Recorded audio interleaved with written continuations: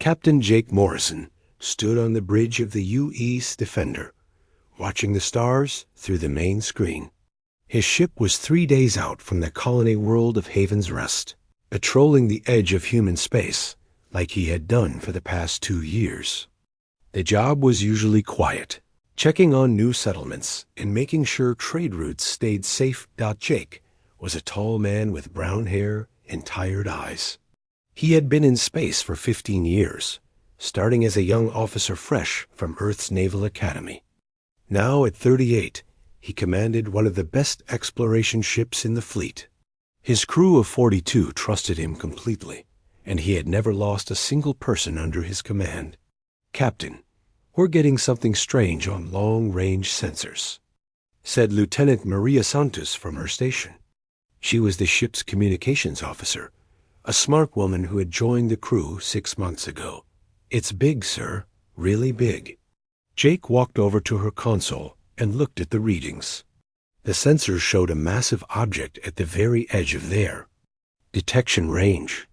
It was too large to be an asteroid and moving too fast to be natural. "Can you get a better reading?" "Working on it, sir."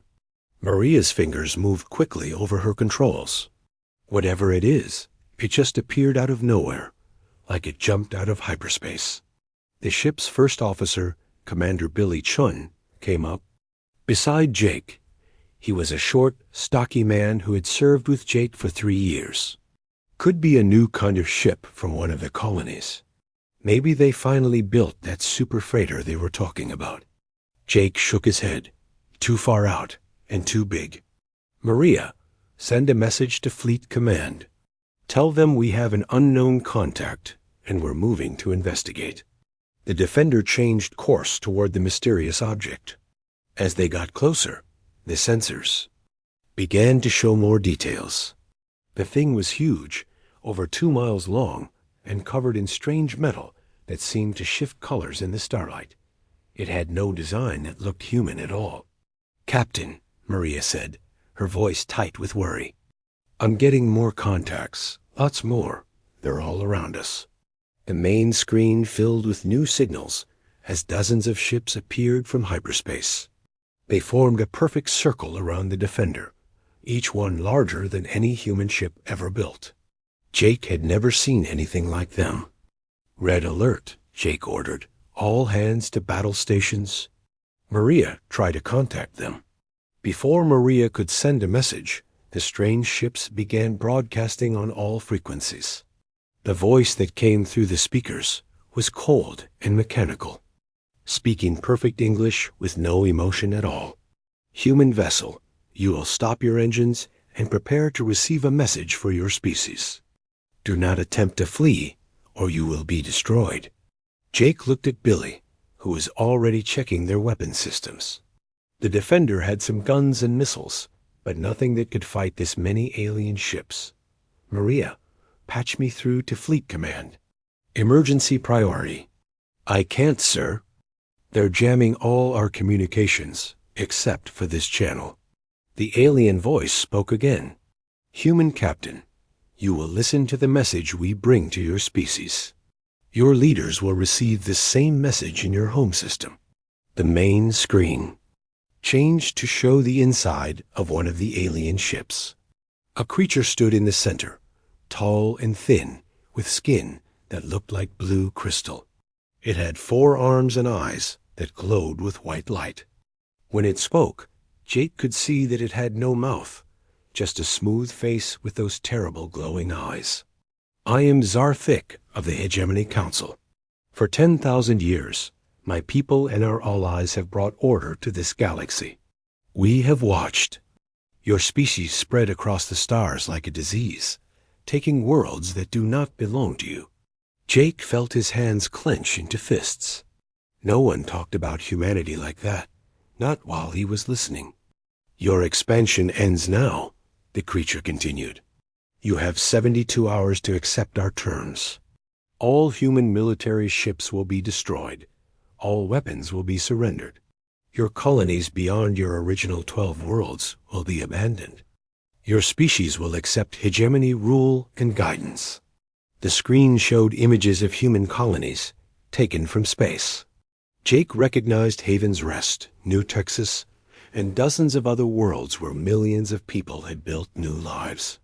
The alien was talking about abandoning all of them. If you refuse these terms, your species will be removed from the galaxy. We have done this before with races that could not accept our authority. We can do it again. You have 72 hours. The transmission ended, and the alien ships vanished back into hyperspace as quickly as they had appeared. The Defender was alone again among the stars, but everything had changed. Jake stood in the quiet of his bridge, feeling the weight of what had just happened. An alien empire had just threatened to destroy humanity if they didn't surrender there. Freedom. In 72 hours, every human world might be under attack. Maria, get me fleet command. Use every transmitter we have if you need to. Billy, set course for Earth, maximum speed. As the Defender raced toward human space, Jake thought about the aliens' words. They had done this before to other species. How many civilizations had faced this same choice? How many had simply given up their freedom to save their lives?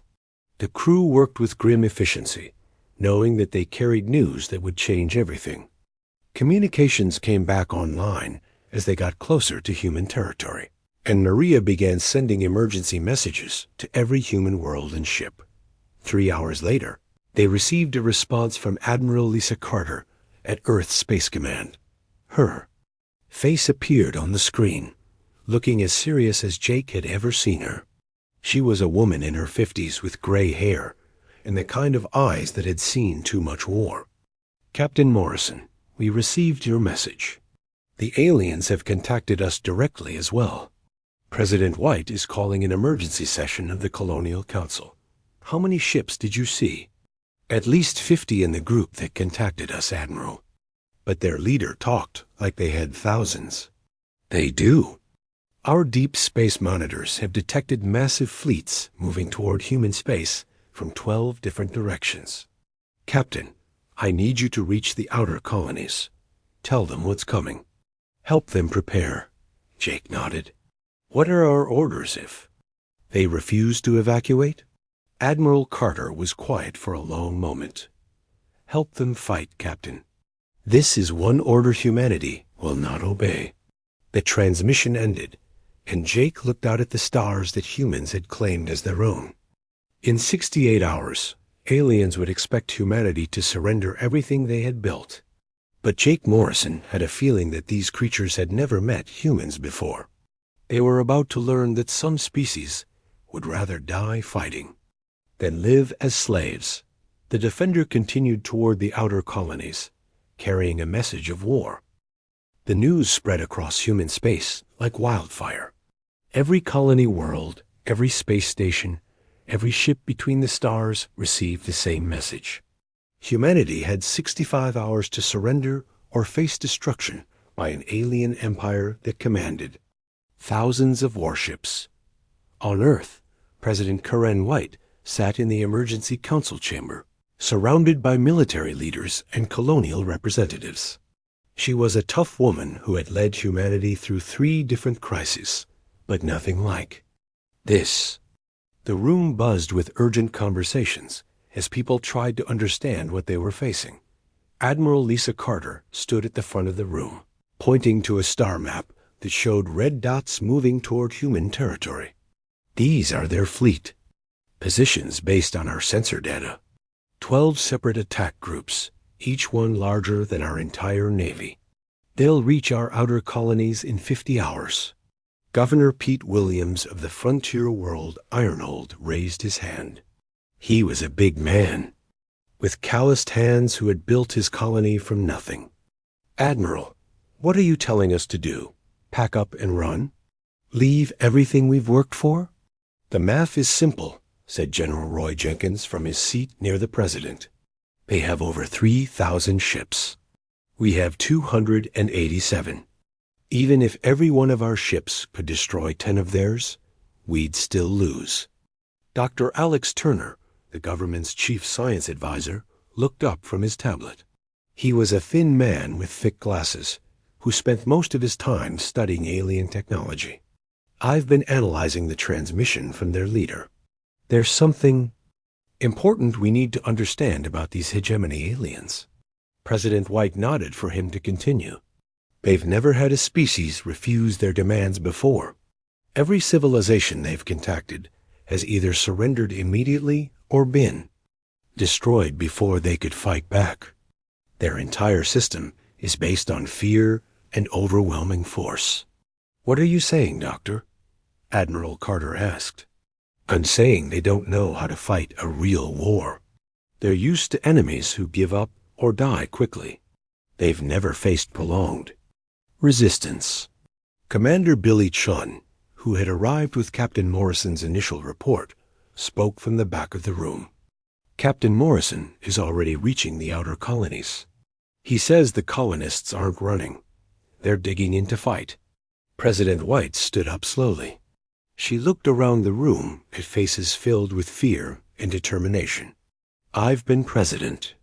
For 8 years, I've made a lot of hard decisions. But this one is different. They're not just asking us to surrender our military or our territory. They want us to give up who we are as a species. The room fell silent. If we submit now, we'll never be free again. Our children will grow up as slaves to alien masters. Every choice we make will be decided by creatures who see us as a disease.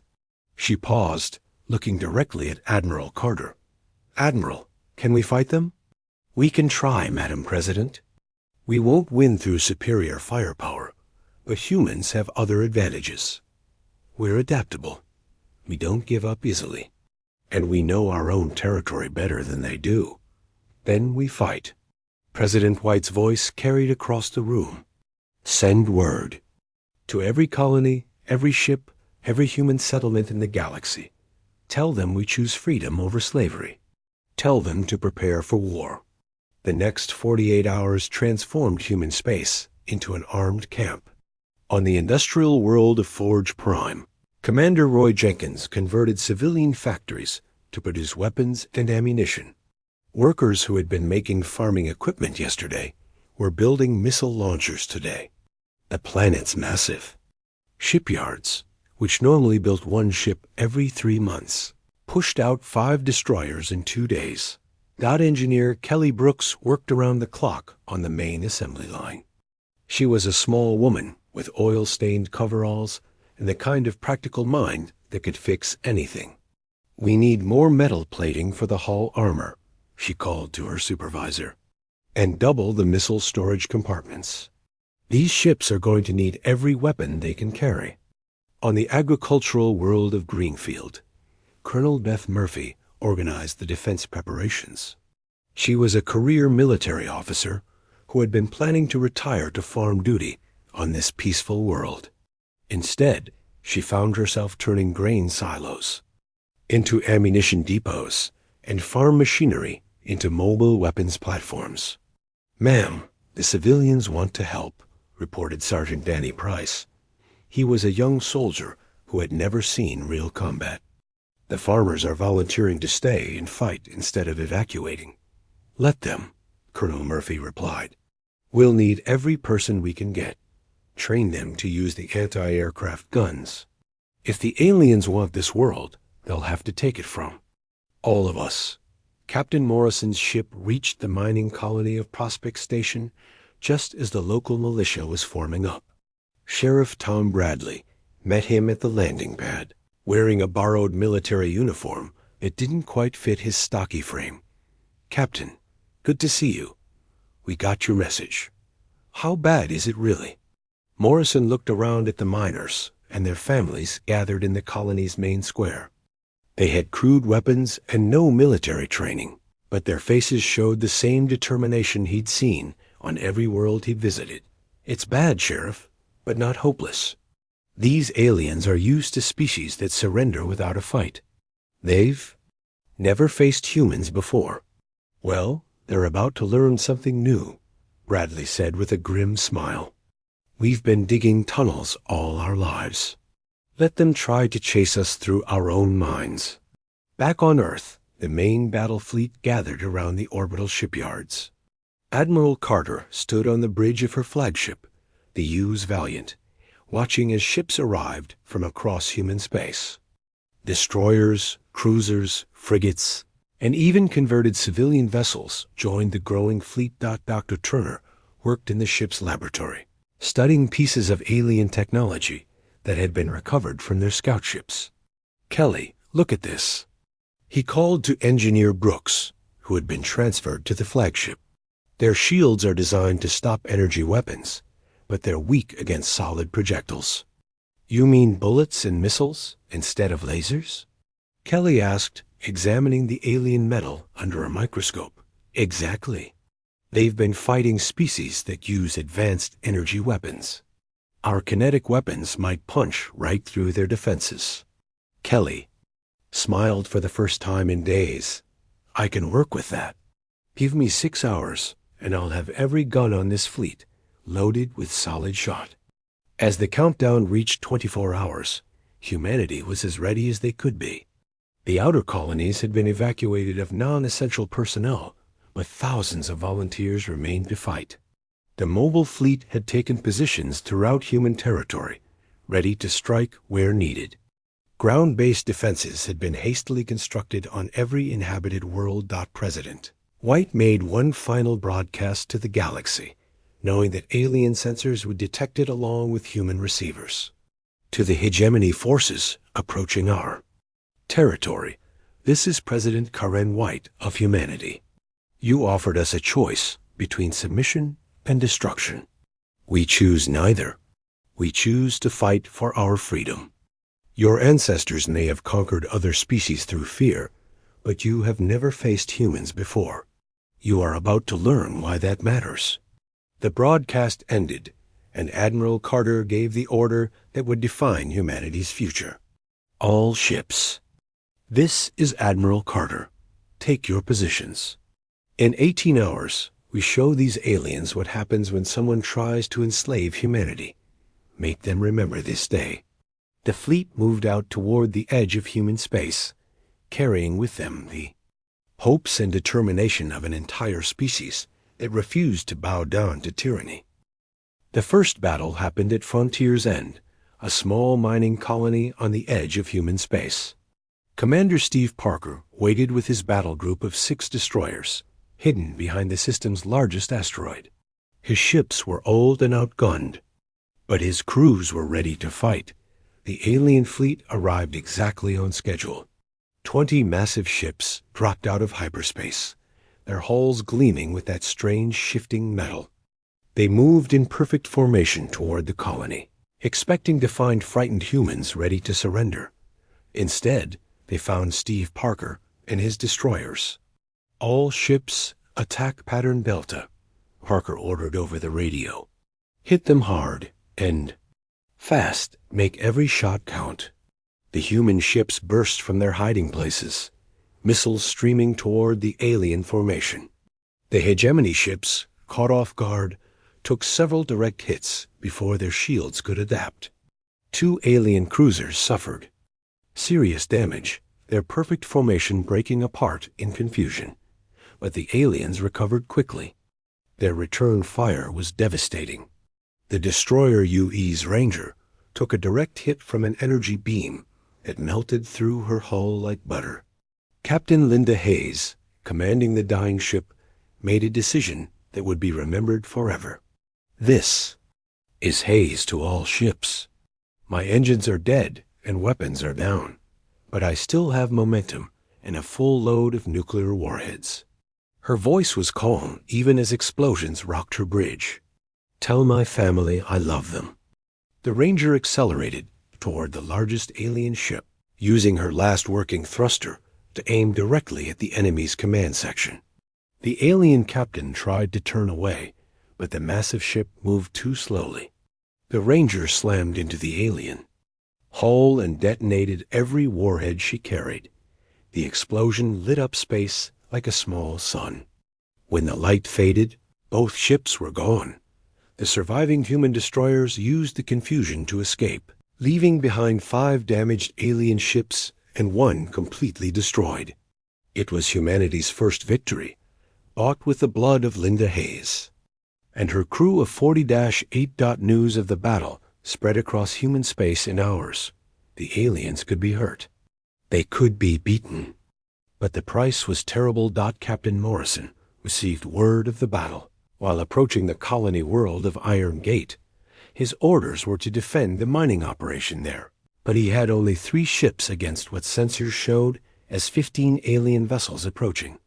"Sir, we should evacuate the miners," suggested Lieutenant Maria Santos.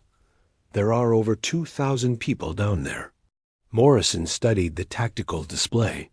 Iron Gate was surrounded by a dense asteroid field that the miners had been working for 5 years. The asteroids were full of tunnels and hiding places that his ships could use. No evacuation. "We make our stand here. Maria, contact the mining foreman. Tell him we need every explosive charge they have." The Battle of Iron Gate lasted 6 hours. Morrison's ships played a deadly game of hide and seek among the asteroids, using the rocks as cover while the aliens tried to flush them out. The miners, led by Foreman Carl Watson, set off controlled explosions that sent massive chunks of rock flying into the alien formation. "Captain, alien cruiser coming around asteroid 7, called out the tactical officer. "He's got us locked."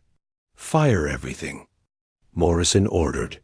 All missiles full spread. The modified warheads that engineer Kelly Brooks had designed proved their worth. The solid metal cores punched through the alien shields like they were made of paper.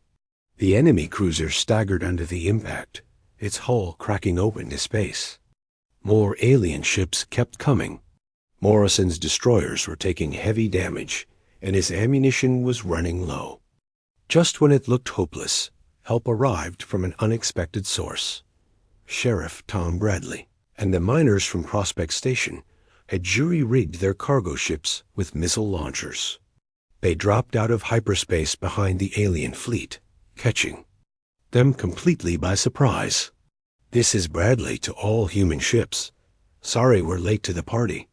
Hope you saved some aliens for us."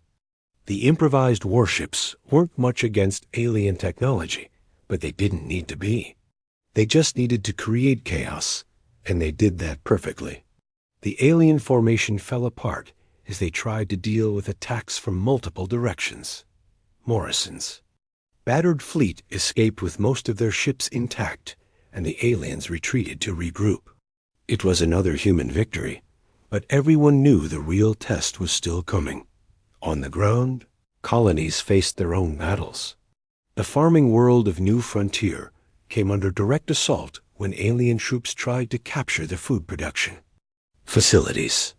Sheriff Bradley had returned just in time to organize the defense. The aliens expected to find helpless farmers. Instead, they found people who had spent their lives fighting hostile environments and dangerous wildlife. Every barn became a fortress. Every field became a battleground. "They're trying to flank us through the corn maze," reported Deputy Susan Clark over her radio. She was a small woman who could track a lost cow through 50 miles of wilderness. "But they don't know the layout like we do." Bradley smiled as he set up an ambush near the grain silos. "Let them come.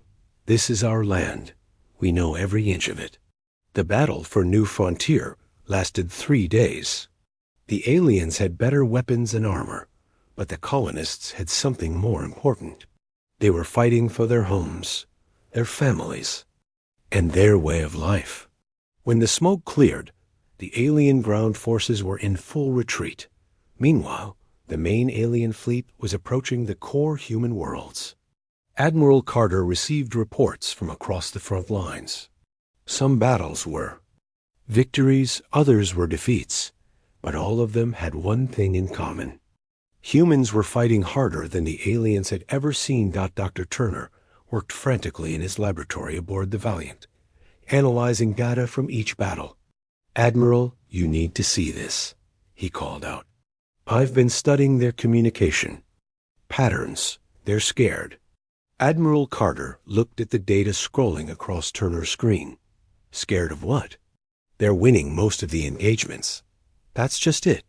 They expected to win all of them without any losses. Look at these intercepts. Their commanders are requesting reinforcements, asking for new orders, even questioning whether the conquest is worth the cost. You're saying they might give up? I'm saying we need to make this war so expensive that they can't afford to continue. Every ship we destroy, every battle we make them fight, costs them more than they expected to pay. The breakthrough came during the Battle of Haven's Rest. Governor Pete Williams had refused to evacuate his world, instead turning the entire planet into a fortress. When the alien fleet arrived, they found a trap waiting for them. Human ships. Hidden throughout the system, attacked in waves, each one retreating before the aliens could respond effectively. The planet's surface was covered with missile batteries and defensive guns that the colonists had built from mining equipment. Captain Morrison, now commanding a squadron of 12 ships, led the final attack. His modified weapons tore through alien shields while the planet's defenses hammered them from below. When the alien admiral tried to retreat, he found his escape route blocked by more human ships that had been waiting in hyperspace. For the first time in their history, the hegemony lost an entire battle fleet. Not a single alien ship escaped to report what had happened. The psychological impact was immediate. Across hegemony space, other species began to question their overlord's invincibility. If humans could destroy an entire fleet, what did that say about the aliens' claim to be unbeatable? But the war was far from over. The aliens still had thousands of ships, and they were beginning to realize that humanity would never surrender. The next phase of the conflict would determine whether humans would remain free or be wiped out completely. Admiral Carter prepared her forces for the decisive battle that everyone knew was coming. The aliens would throw everything they had at Earth itself, trying to break humanity's will by destroying their whole world. The stage was set for the final confrontation. The call went out across the galaxy. Every human ship, every crew, every person who could hold a weapon was needed for one final battle. The hegemony was bringing their entire remaining fleet to Earth, determined to crush humanity's home world and break their spirit forever. Admiral Lisa Carter stood on the bridge of the Valiant, watching as ships arrived from every corner of human space. Battle-scarred destroyers from the frontier wars. Cargo ships converted into missile platforms. Even pleasure craft armed with whatever weapons their crews could find. 437 vessels in total, facing down over 1,500. Alien ships. President Karen White joined Carter on the bridge for what might be humanity's last stand. She looked older than her years, worn down by weeks of constant crisis, but her eyes still burned with determination. "Admiral, do we have any chance at all?" she asked quietly. Carter studied the tactical display showing the approaching alien fleet. "We have something they don't understand, Madam President. We have people who would rather die fighting than live as slaves." The alien fleet appeared at the edge of the solar system like a dark cloud blotting out the stars. Zarthik himself commanded the assault from his massive flagship, a ship larger than some space stations. He had called in every favor, every debt, every ship he could find across hegemony space. This time there would be no human survivors. Captain Morrison, now commanding a battle group of 20 destroyers, waited with the advance guard near Jupiter's moons. His orders were simple: delay the aliens as long as possible while the main fleet prepared Earth's defenses. "All ships, this is Morrison. Remember what we're fighting for. Behind us are our families, our children, our future. Nobody gets through to Earth. Nobody." The first clash came near the asteroid belt. Morrison's ships struck fast and hard, using the rocks for cover just like they had at Iron Gate. The aliens responded with overwhelming firepower. But human tactics had evolved during weeks of fighting. Engineer Kelly Brooks had spent every spare minute modifying human weapons. Now their missiles could penetrate any alien shield, and their guns could punch holes through the thickest armor. But there were still too many enemy ships. The destroyer UEC Freedom took a direct hit that killed half her crew, but Captain Nancy Price kept fighting with her remaining guns. The cruiser UES Liberty rammed an alien dreadnought when her weapons failed, buying precious minutes for other ships to escape. Morrison's force fought a running battle all the way to Mars, making the aliens pay for every mile. By the time they reached the Red Planet, only 8 human ships remained operational, but they had destroyed over 60 alien vessels and delayed the main attack by 4 crucial hours. Those 4 hours made all the difference. Earth's orbital defenses came online just as the alien fleet entered range. Weapon platforms built from converted space stations opened fire with everything they had. The moon itself bristled with missile launchers that the colonists had installed in the mining tunnels. But the real surprise came from an unexpected source. Thousands of civilian ships had gathered around Earth, volunteering for the final battle. Merchant Captain Greg Turner commanded a cargo hauler loaded with nuclear warheads. Transport pilot Susan Davis flew a passenger liner converted into a guided missile. Even teenagers in racing ships joined the fight, their small craft darting between the giant warships like angry wasps. The battle for Earth lasted 18 hours. Wave after wave of alien ships crashed against the human defenses, each attack costing both sides terrible losses. The space around Earth became a graveyard of twisted metal and burning wreckage. Admiral Carter coordinated the defense from the Valiant, but even she began to doubt as the alien numbers seemed endless. Then Dr. Turner brought her news that changed everything. "Admiral, I'm intercepting hegemony communications. Their empire is falling apart. 3 species have already withdrawn their fleets and gone home. The others are demanding that Zarthik end this war immediately. What's their breaking point?" Carter asked. "They've lost over 2,000 ships trying to conquer us. That's more than they've lost in their entire 1,000-year history. Their people are starting to ask if conquering humanity is worth destroying their own civilization." The turning point came when Zarthik himself entered the battle. His massive flagship pushed through the human defenses, its guns silencing one orbital platform after another. For a moment, it looked like the aliens might finally break through. That's when Captain Morrison arrived with the surviving ships from Mars.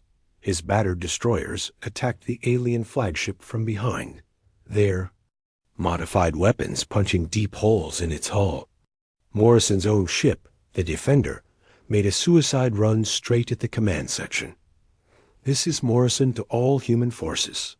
They wanted us to submit, but we sent them warships instead. Remember that. Remember why we fight. The Defender's final attack crippled Zarthik's flagship, but the alien leader refused to retreat. In a last desperate gambit, he ordered his remaining ships to ram Earth's orbital defenses. He would drag humanity down with him rather than admit defeat, but his own captains had finally had enough. One by one, alien ships began to disengage from the battle. Their crews had watched too many friends die for one leader's pride. When Zarthik's own officers mutinied and destroyed his flagship, the remaining alien fleet surrendered to Admiral Carter. The war was over. Humanity had won, but at a terrible cost.